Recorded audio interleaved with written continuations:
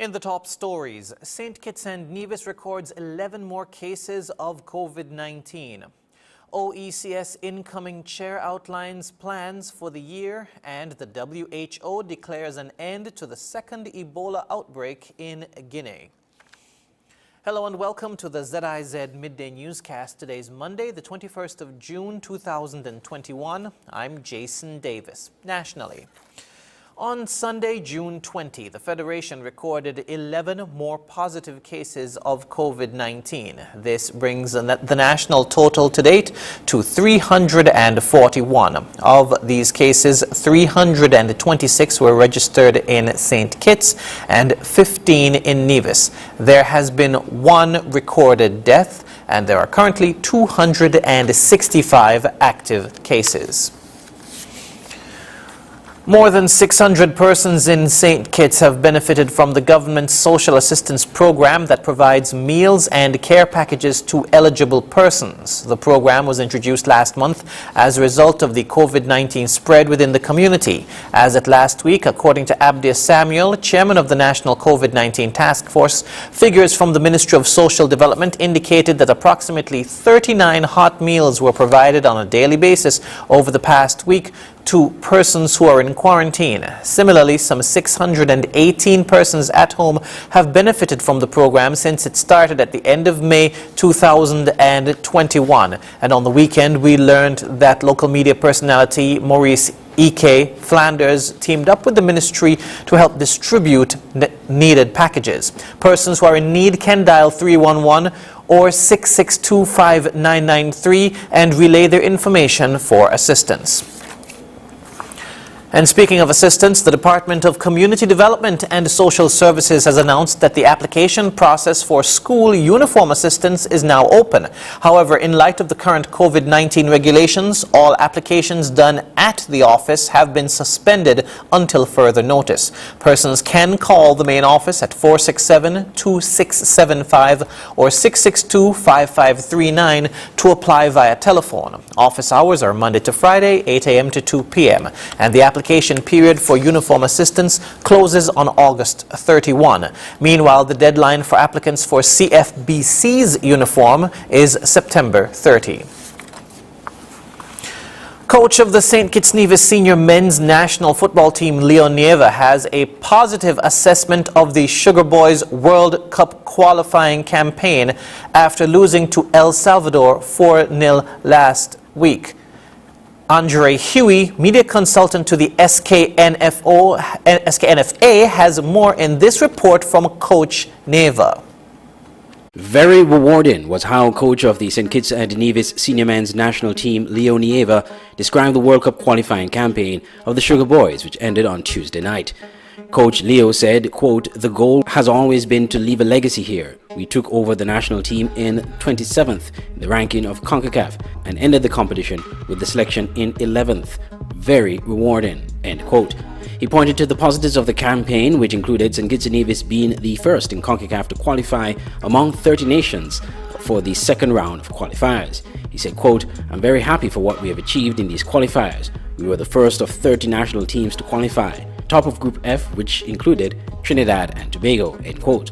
He pointed to the fact that 7 players from the under-20 and under-23 teams debuted in the national team, and all 23 players in the squad competed in the qualifiers.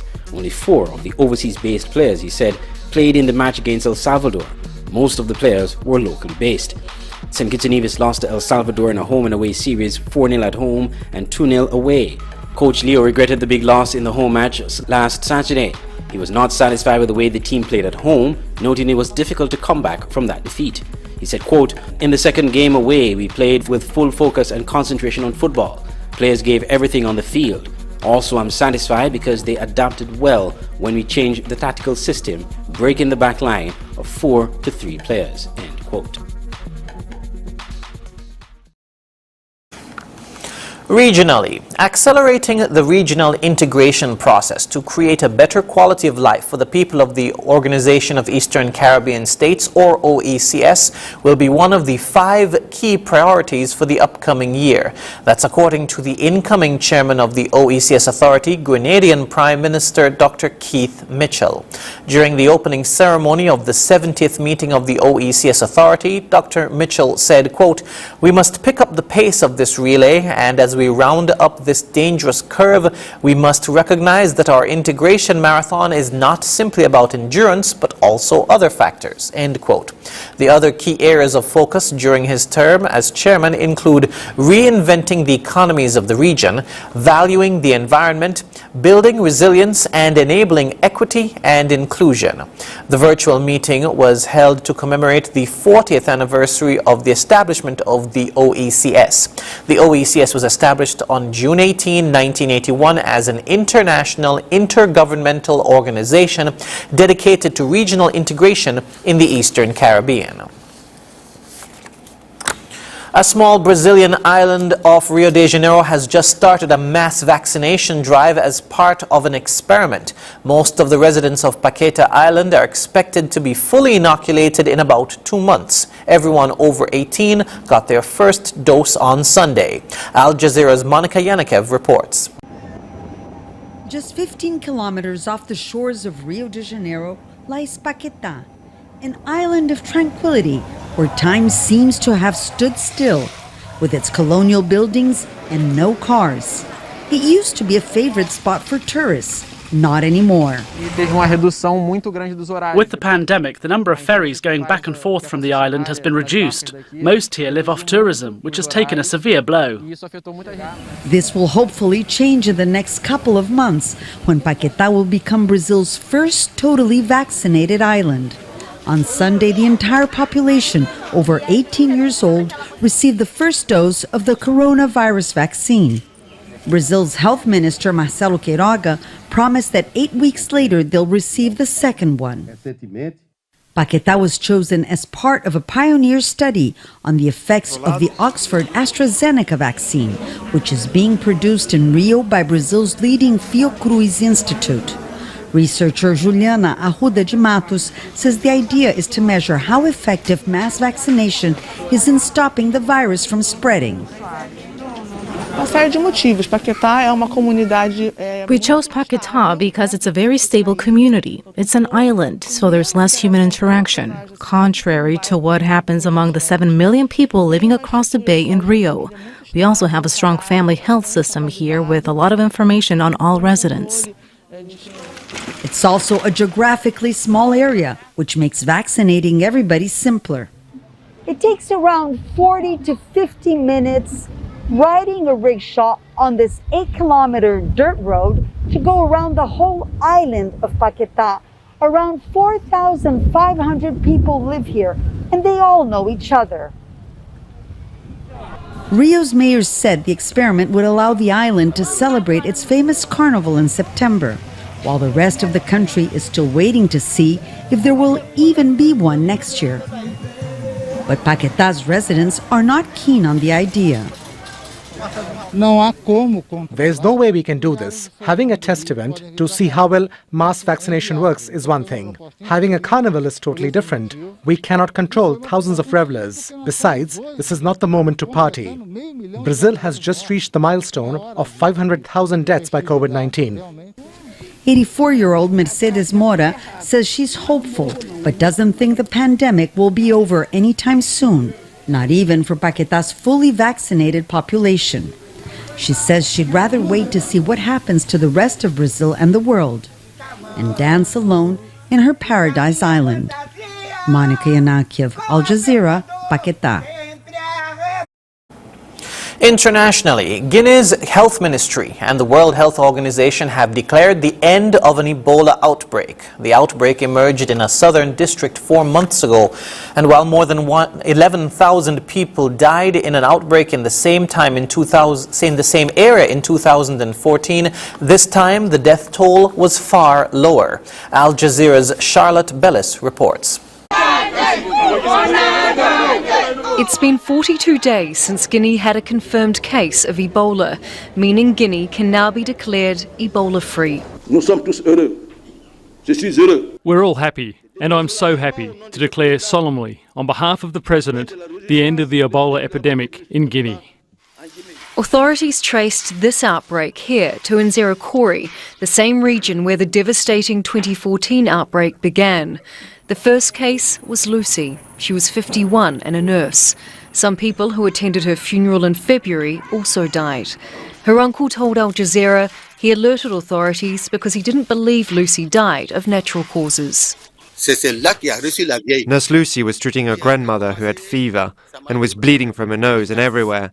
We tried to get blood clotting medicine from the nearest town, but eventually she died and Lucy contracted the illness. Learning from previous Ebola outbreaks, Ghanaian health officials and the World Health Organization responded swiftly.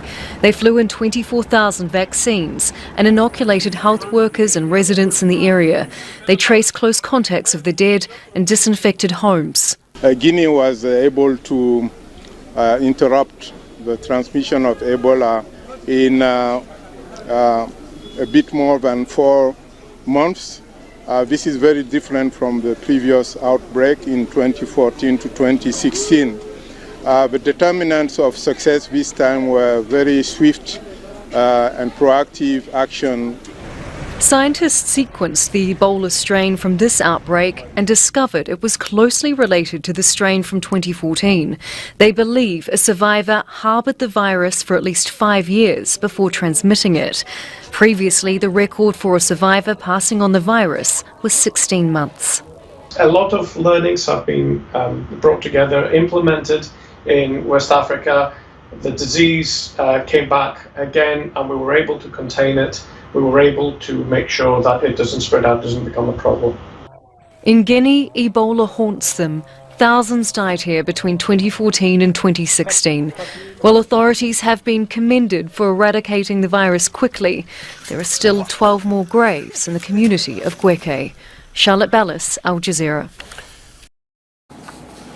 The coronavirus pandemic has exposed fundamental challenges and failures of the current humanitarian system. That's the view of outgoing United Nations humanitarian chief Mark Lowcock. He made the comments in an interview with Al Jazeera's diplomatic editor, James Bays. For 4 years, Mark Lowcock has been the UN's top humanitarian official. He's sometimes been outspoken, recently describing the G7 pledge to provide 1 billion doses of vaccine over the next year as a small step. In an interview with Al Jazeera, he says COVID-19 should have been a time for global cooperation, but instead each country was fending for themselves. It's firstly a failure of kindness and empathy, but it's secondly a huge act of self-harm, because if you didn't understand before the pandemic what a small interconnected planet we're on, surely you must understand that now. Everybody can see the new variants are coming up all over the world. A border wall does not protect you from a virus. So if you want to keep yourself safe, you have to worry about everybody else's safety too. In terms of the humanitarian system of the world, has COVID-19 exposed flaws? I do think that the pandemic has exposed some fundamental challenges about the humanitarian system. We have a financing system which is far too slow and reactive. The best and cheapest responses are the fastest ones. The more proactive you are, the cheaper it is to solve the problem, but also the better the solution. And that, alongside the fact that the burden is shared in a very unfair way with 4 leading financiers, the US, Germany, the EU, and certainly up to recently the UK, paying 70% of the costs of the responses, the $20 billion a year of responses I've been managing. I increasingly think that is not really a sustainable situation. I think the world is going to have to find a different way of financing these kinds of responses. In terms of the humanitarian situation around the world, is it moving in the right direction or not? No, it's not, unfortunately. You do confront a lot of human misery and suffering in this job, and the good thing is you can at least do something to take the edge of that, off that. But The problem is that because the causes of humanitarian suffering, conflict, climate change, diseases like COVID, have been accumulating, and because what's been responded to is largely the symptoms, the problems keep getting worse. Mr. Lowcock has in recent months warned of the possibility of two separate famines. In Ethiopia, the country where he began his humanitarian career dealing with the famine of 1984, and in Yemen, a country his successor in the job, Martin Griffiths, knows very well, having served in recent years as the UN Special Envoy. James Bays, Al Jazeera, London. And now for the weather. Present weather is cloudy with showers in the vicinity. Winds are a moderate breeze of 16 miles per hour from the east-northeast. The temperature is 30 degrees Celsius or 86 degrees Fahrenheit. Seas are moderate with waves of 5 to 6 feet. The weather forecast for today predicts partly cloudy and hazy skies with a 40% or a moderate chance of showers. Tonight is expected to be the same. Sunset today will be at 6:47 p.m. Sunrise tomorrow at 5:38 a.m. And that brings us to the end of the ZIZ Midday Newscast. Join us this evening for these stories and more in detail. Thank you for tuning in. I'm Jason Davis.